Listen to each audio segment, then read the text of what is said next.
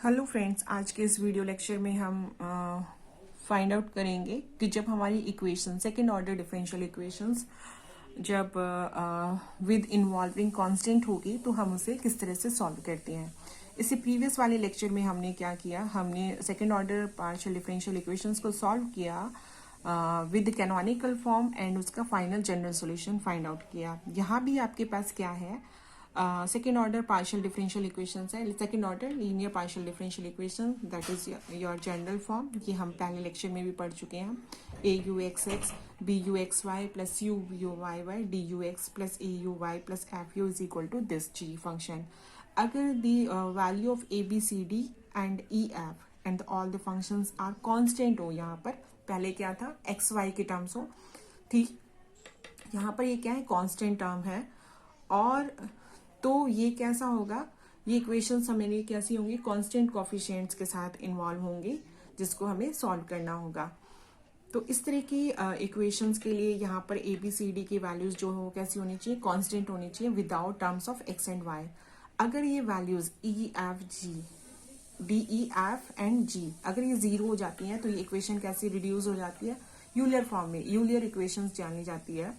ये कभी आपसे पूछा जा सकता है कि इस तरह की इक्वेशंस, अगेन इसके बारे में एक्सप्लेन करके पूछ सकते हैं। तो ये एक शॉर्ट इंट्रोडक्शन है क्वेश्चंस को सॉल्व करने के लिए। हम ये मेथड क्यों यूज करें जब हमारे पास इस तरह की कांस्टेंट वैल्यूज हो, तो इसके लिए हम ये मेथड अप्लाई करते हैं। अब ये 2017 में ये क्वेश्चन पूछा गया था, इवन 16 में भी आया हुआ है, 18 में ये क्वेश्चन रिपीट नहीं हुआ है, बट मे बी चांसेस हैं कि इस बार इस तरह के क्वेश्चन आपसे पूछे जाएं। यहाँ देख रहे हो आप, यू टी टी के साथ कोई कोफिशिएंट नहीं है, ये जस्ट ओनली सी स्क्वायर के टर्म है, एक्स वाई के टर्म्स नहीं है। तो सी कैसा रिप्रेजेंट कर रहा है, लिखा भी है कांस्टेंट है, नॉन इक्वल टू जीरो है, तो सी की टर्म्स इन्वॉल्व हो सकती है, ना एक्स और वाई की टर्म्स नहीं होगी, इवन यू की टर्म भी नहीं होगी।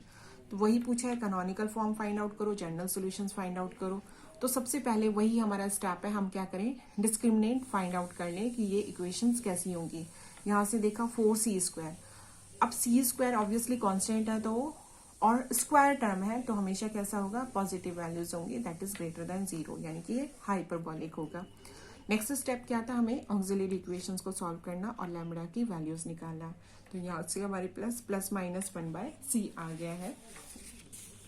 इसको सॉल्व जब हमने किया तो हमारे पास क्या आया है सॉल्यूशन,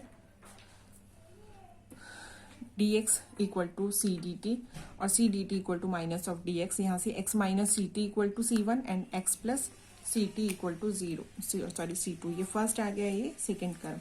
इसको मैंने एक्साई मान लिया, इसको मैंने ईटा मान लिया। यहाँ इजी हो जाता है जब हमारा हाइपरबोलिक हो कि दो कर्व्स हमारे पास इजीली एक्साई और ईटा आ जाते हैं। एक्साई को हमने डिफ्रेंशिएट कर लिया, उस के अकॉर्डिंग ऑल 5 वैल्यूज हमने निकालनी है, ईटा की हमने और 5 वैल्यूज निकालनी है, और हमने कैलकुलेट किया है you X x and U T T को, क्योंकि हमारे क्वेश्चन में क्या इन्वॉल्व है, you X x and U T T. तो यहाँ जब हमने इसको सॉल्व किया है तो हमारे पास यू एक्स एक्स का हमारे पास फॉर्मूला था, ये आप फॉर्मूला सीख चुके हैं, आपको एक फॉर्मूला ये याद रखना है, उसके अकॉर्डिंग आप फ्रेम कर सकते हो यू वाई वाई के लिए एंड यू एक्स वाई के लिए। बट यहाँ क्वेश्चन में क्या है, the involvement is T T in the replace of Y के, आपको वाई की टर्म्स की जगह टी टी यूज करना है। ये फॉर्मूला लिखा, यहाँ पर वैल्यूज पुट की, यहाँ पर जो वैल्यूज पुट की तो ये इस तरह की आपकी सॉल्यूशन आए। यहाँ आप चेक कर सकते हो कुछ टर्म्स कैंसिल आउट हो गई हैं। यू टी टी के लिए आपके पास क्या है, इस तरह का फॉर्मूला है, आपने वैल्यूज पुट कर दिया है।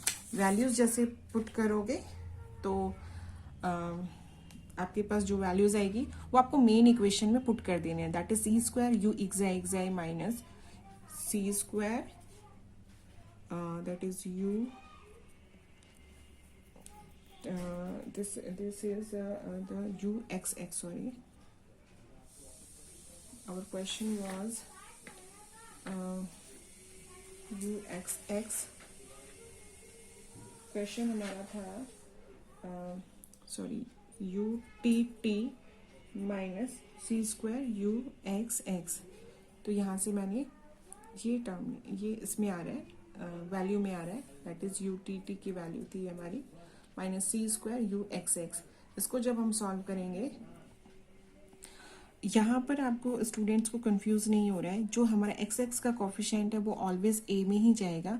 अब वाई की जगह रिप्लेस हुआ है टी, तो ये किसके टर्म आएगा, हमारे सी के साथ आएगा। ठीक है, तो हमने इसको जब सॉल्व किया, this is -4c² U X I eta equal to that is 0।